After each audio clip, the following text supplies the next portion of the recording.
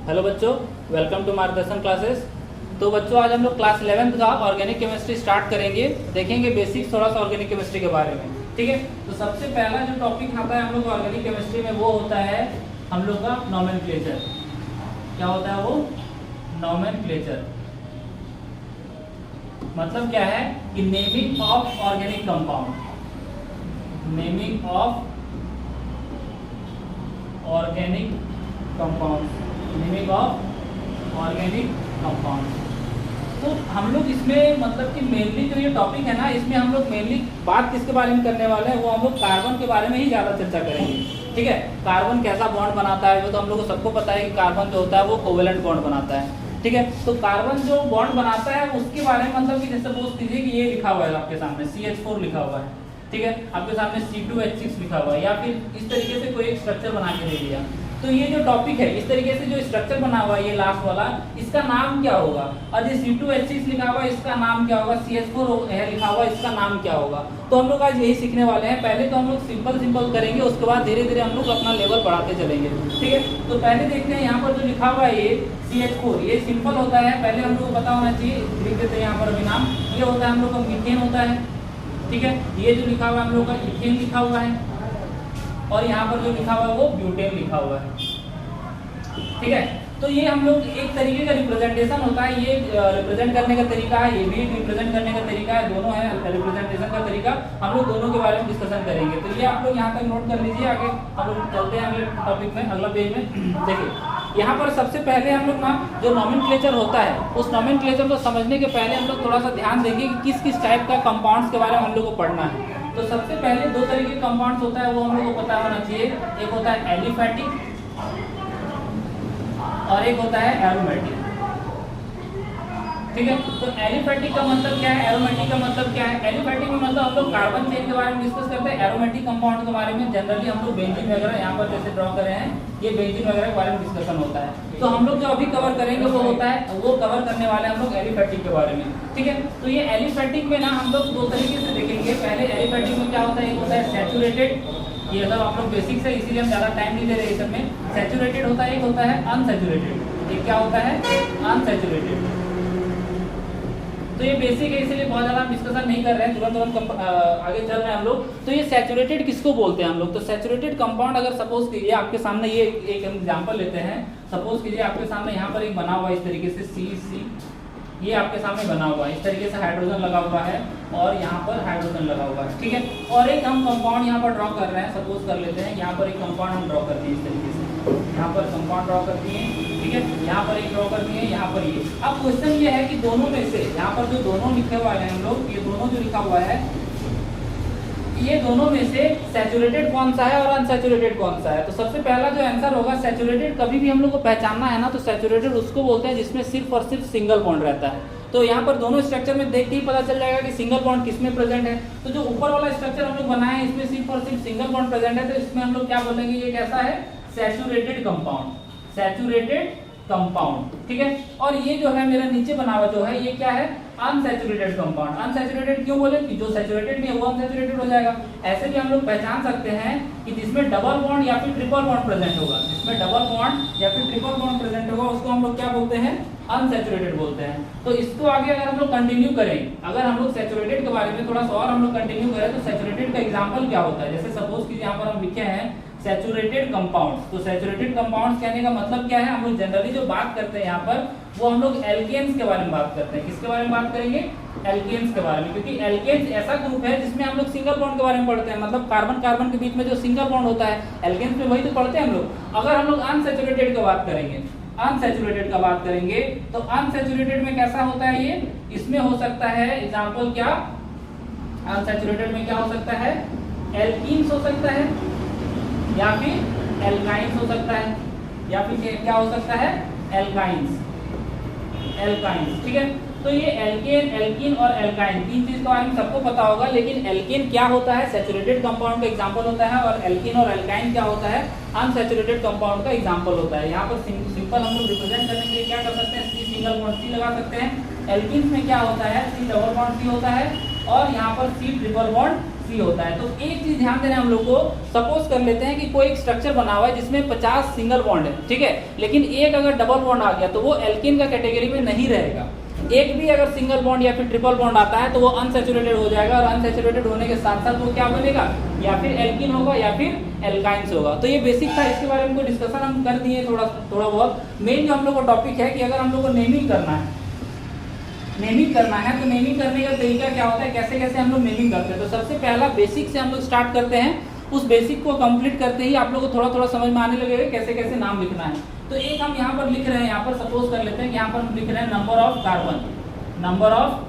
Carbon, ठीक है, एक नंबर ऑफ कार्बन लिखे यहाँ पर, और यहाँ पर हम लोग उसका क्या लिखेंगे, उसका नेम लिख लेते हैं, या फिर वर्ड रूट लिखना ज़्यादा सही रहेगा, वर्ड रूट इसका लिखने में ज़्यादा सही रहेगा।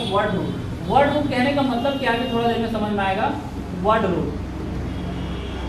अगर नंबर ऑफ कार्बन 1 है तो क्या लिखेंगे, नंबर ऑफ कार्बन अगर 2 है तो क्या होगा, नंबर ऑफ कार्बन 3 है तो क्या होगा, इस तरीके से हम लोग कंटिन्यू करेंगे। तो याद रखना, ये जो चार्ट हम ड्रॉ कर रहे हैं ना, ये चार्ट को आपको याद कर लेना है, एकदम याद कर लेना है। मतलब अगर सपोज आपको नींद में भी कोई पूछे तो आपको एकदम उठ के यही बताना है कि हाँ, अगर नंबर ऑफ कार्बन 1 है तो इसका नाम क्या होगा। अगर नंबर ऑफ कार्बन 1 होता है जिसका जो वर्ड रूट होता है वो होता है मिथ। क्या होता है वर्ड रूट, मिथ। अगर नंबर ऑफ कार्बन 2 है तो उसका जो वर्ड रूट होता है वो क्या होता है, वो होता है इट। अगर नंबर ऑफ कार्बन 3 है तो उसका जो वर्ड रूट होता है वो क्या होता है, प्रो।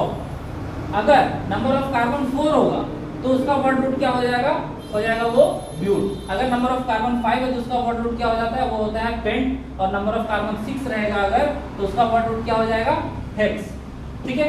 और अगर नंबर ऑफ कार्बन 7 रहेगा तो नंबर ऑफ कार्बन 7 के लिए हम लोग जो वर्ड रूट यूज करते हैं वो क्या होता है, हेप्ट होता है। नंबर ऑफ कार्बन 8 रहेगा तो वर्ड रूट हम लोग क्या यूज करते हैं, ऑक्ट यूज करते हैं। और नंबर ऑफ कार्बन 9 रहेगा तो हम लोग उसके लिए क्या यूज करते हैं, नॉन यूज करते हैं। और नंबर ऑफ कार्बन अगर 10 रहेगा तो हम लोग उसके लिए क्या यूज करते हैं, डेक। तो ये 1 से लेकर 10 तक ही लिखे हैं। हालांकि 11 12 भी हो सकता है, 11 को यूनिट डेक बोलते हैं, 12 को डायडेक बोलते हैं। तो वो सब अभी हम लोग का काम नहीं है। हम लोग को जो 11th क्लास में या फिर 12th में भी इतने तक की जरूरत पड़ता है, हालांकि 10 तक का भी जरूरत नहीं पड़ता है। कभी कभी कोई एग्जाम्पल में ऐसा दिख गया कि हम लोग को 10 का जरूरत पड़े, हालांकि पेंट हेक्स हेप तक तो जरूरत पड़ता है लगातार, ठीक है।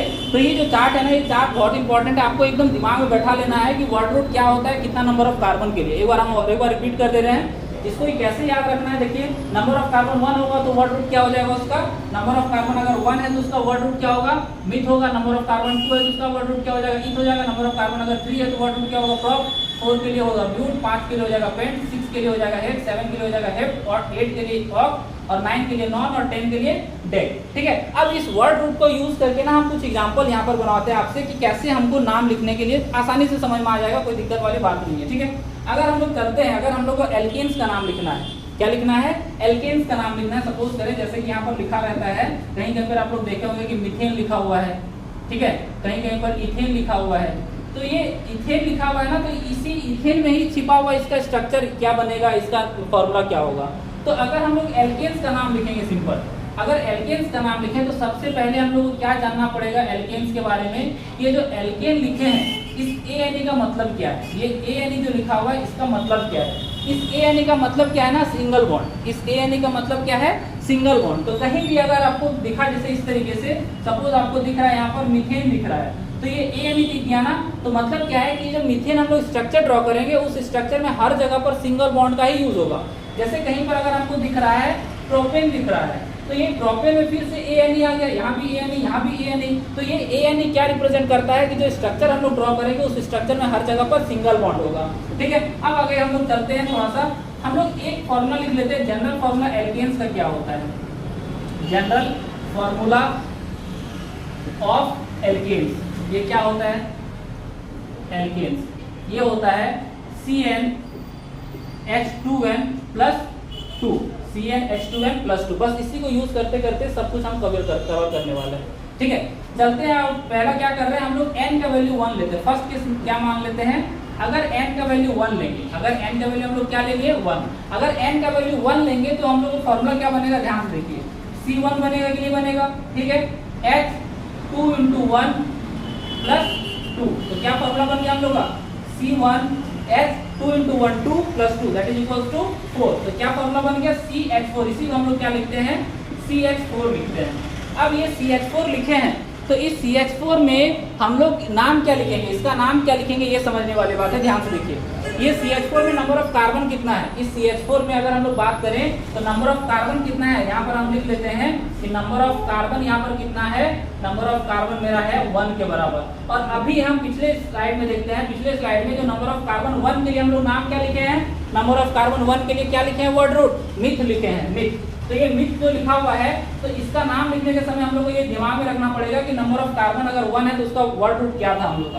तो यहाँ पर हम लिख लेते हैं मिथ। तो इसका नाम तो मिथ नहीं होने वाला, इसके आगे भी कुछ है। तो हम बताएं कि ये जो लिखे हैं CH4 हर जगह पर सिंगल बॉन्ड है, और किसका नेमिंग कर रहे हैं हम लोग, ANE का नेमिंग कर रहे हैं, एल्केन का नेमिंग कर रहे हैं। तो मिथ लिखने के साथ साथ इसके साथ और क्या जोड़ देंगे, ANE जोड़ देंगे। तो क्या नाम हो गया इसका, मीथेन नाम हो गया।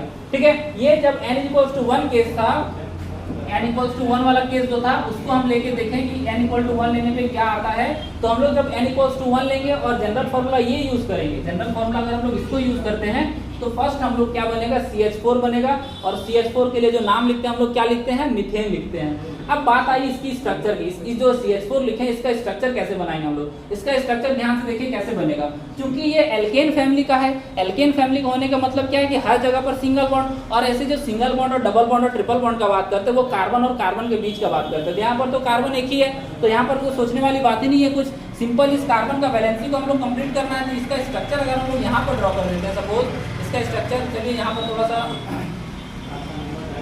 सा जगह का कमी हो रहा है, थोड़ा सा इधर भी और ड्रॉ करते हैं स्ट्रक्चर। यहाँ अगर हम लोग स्ट्रक्चर को ड्रॉ करेंगे तो कैसे हो देखिए, एक कार्बन यहाँ पर हो गया, ये कार्बन इसका, इस कार्बन का 4 वैलेंसी, कुछ सोचना ही नहीं है। एक हाइड्रोजन यहाँ पर, दूसरा हाइड्रोजन यहाँ पर, तीसरा हाइड्रोजन यहाँ पर, और ये हो गया हम लोग का चौथा हाइड्रोजन। तो ये स्ट्रक्चर बन गया किसका, मीथेन का स्ट्रक्चर बन गया। समझ में आया ये टॉपिक, कैसे हम लोग n का वैल्यू लिया और उससे कैसे हम लोग देखें नंबर ऑफ कार्बन कितना है, नंबर ऑफ कार्बन से हम लोग नाम कैसे लिखे हैं और उस नाम से हम लोग स्ट्रक्चर कैसे ड्रॉ किए हैं। ठीक है, किसी का डाउट क्या हो सकता है, किसी का डाउट हो सकता है सिंगल बॉन्ड क्यों बना। यहाँ पर तो कोई डाउट वाली बात नहीं है, अगला एग्जाम्पल लेते हैं वहां पर थोड़ा बहुत डाउट आ भी सकता है। ठीक है, अब हम लोग क्या करते हैं, n का वैल्यू क्या ले लेते हैं, n का वैल्यू सेकंड केस हम लोग का क्या है, जब n का वैल्यू हम लोग का 2 रहेगा, n का वैल्यू क्या रहेगा 2, तो जनरल फॉर्म हम लोग क्या लिखे थे, CnH2n+2। ठीक है, CnH2n+2। ये जो CnH2n+2 लिखे हैं, तो अगर हम लोग n का वैल्यू यहाँ पुट करेंगे तो क्या बनेगा, C2 बनेगा, H2 × 2, ये 2 × 2 है, +2। मतलब क्या हो गया कि C2 2 × 2 4 + 2 that is equals to 6। मतलब यहाँ पर क्या आ गया, C2H6।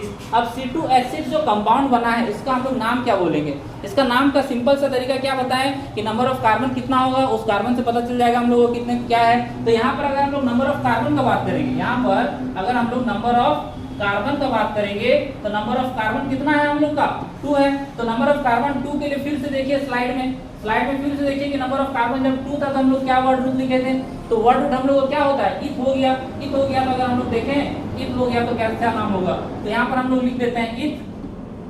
ठीक है, और हम लोग नेमिंग किसका कर रहे हैं, एल्केन का कर रहे हैं। एल्केन में क्या बोले थे, ANE लगाना है लास्ट में, तो यहाँ पर इथ के साथ क्या लगा देंगे, ANE। तो ये हो गया हम लोग का इथेन, ये हो गया इथेन। तो समझ में आ गया। अब इसका स्ट्रक्चर कैसे बनेगा, तो यहाँ पर ध्यान से देखिए स्ट्रक्चर भी हम ड्रॉ कर रहे हैं। इसका स्ट्रक्चर अगर हम लोग ड्रॉ करें तो ये हो गया हम लोग का C, और दूसरा कार्बन है ना, 2 कार्बन यहाँ पर, दोनों कार्बन लिख दिए। ठीक है, दोनों कार्बन लिख दिए, और दोनों कार्बन के बीच में कौन सा बॉन्ड लगेगा, ANE मतलब क्या है, ANE मतलब सिंगल बॉन्ड मतलब कार्बन कार्बन के बीच में सिंगल बॉन्ड। ठीक है, अब ये कार्बन कार्बन के बीच में सिंगल बॉन्ड लगा दिए, तो इस कार्बन का वैलेंसी कंप्लीट करेंगे जो कि 4 होता है। तो 4 कार्बन है, सॉरी 2 कार्बन है, तो दोनों कार्बन में हाइड्रोजन लगा के वैलेंसी को कंप्लीट करनी है। ये हो गया। एक और एग्जांपल लेते हैं, एग्जांपल क्या, वो तो थर्ड एग्जांपल लेते हैं, थर्ड नंबर, n का वैल्यू 3। ये हम लोग का स्ट्रक्चर ड्रॉ हो गया। तो स्ट्रक्चर कैसा दिख रहा है, 2 कार्बन और 6 हाइड्रोजन, यहाँ पर भी दिख रहा है 2 कार्बन और 6 हाइड्रोजन। ठीक है, आगे चलते हैं हम लोग एक n=3 वाला केस लेते हैं, उसके बाद आप लोग होमवर्क में कीजिएगा। ठीक है, अब n=3 वाला केस हम लेते हैं। तो n=3 में देखिए कैसे बनेगा, n=3 मतलब CnH2n+2 मतलब क्या है, C3H2 × 3 + 2। तो C3 2 × 3 6 और +2 दैट इज इक्वल्स टू 8। तो C3H8 हो गया। 3 कार्बन के लिए हम क्या बताए थे, वर्ड रूट आपको याद रखना है। वर्ड रूट क्या होगा, 3 कार्बन के लिए प्रॉप होता है। 3 कार्बन के लिए वर्ड रूट क्या हो गया, प्रोप हो गया, और सब जगह एनी का नाम लिखना है, यहाँ हो गया प्रोपेन, ठीक है। अब प्रोपेन लिख दिया, इसका स्ट्रक्चर कैसे ड्रॉ करेंगे, सिंपल स्ट्रक्चर, 3 कार्बन को लिखिए, तीनों के बीच में सिंगल बॉन्ड। कोई पूछ सकता है सिंगल बॉन्ड क्यों है, क्योंकि बोलेंगे कि यहाँ पर जो स्ट्रक्चर जनरल फॉर्मूला जो है वो एल्केन का है, तो जनरल फॉर्मूला एल्केन का है मतलब कार्बन कार्बन के बीच में सिंगल बॉन्ड, तो कार्बन कार्बन के बीच में हम सिंगल बॉन्ड दिखा दिए, और ये कार्बन कार्बन के बीच में जो सिंगल बॉन्ड आया है इसके साथ साथ इसका वैलेंसी कंप्लीट कर देंगे, और वैलेंसी हम लोग अभी जो पढ़ रहे हैं उसमें सिर्फ हाइड्रोजन से कंप्लीट कर रहे हैं, यहाँ पर भी हाइड्रोजन से वैलेंसी कंप्लीट कर दी है। तो ये हम लोग क्या कंप्लीट किए हैं अभी जो हम लोग टॉपिक देख रहे हैं वो क्या देखे हैं, एल्केन्स का नोमेनक्लेचर देख लिए हैं। अब इसी तरीके से आप सिंपली ले सकते हैं, n का वैल्यू 4 ले सकते हैं, n का वैल्यू 5 ले सकते हैं, 6 ले सकते हैं। तो यहाँ तक हम बता दिए हैं। अब आप लोग क्या कीजिएगा, इसको खुद से प्रैक्टिस कीजिए, ठीक है। 6, 7, 8, 9 कोई भी डाउट आता है इसको कमेंट सेक्शन में कमेंट कीजिए ताकि आपका डाउट क्लियर कर सके। और एक क्लास अगला क्लास जो लेंगे हम उसमें एल्कीन्स को कंप्लीट करेंगे और एल्काइंस को कंप्लीट करेंगे। उसके बाद हम लोग देखेंगे कि नोमेनक्लेचर ऑफ मतलब कि जो बड़ा बड़ा स्ट्रक्चर जो बनता है इस तरीके से नोमेनक्लेचर, ये मान ले दे दिया आपको, ये दे दिया, या फिर फंक्शनल ग्रुप जुड़ा हुआ है उसमें नोमेनक्लेचर कैसे करना है, तो ये सब नेक्स्ट टॉपिक में मतलब नेक्स्ट वीडियो में हम कवर करेंगे, ठीक है। तब तक के लिए आप लोग पढ़ते रहिए, और अगर आपको वीडियो अच्छा लग रहा है तो चैनल को सब्सक्राइब कीजिए। Thank you.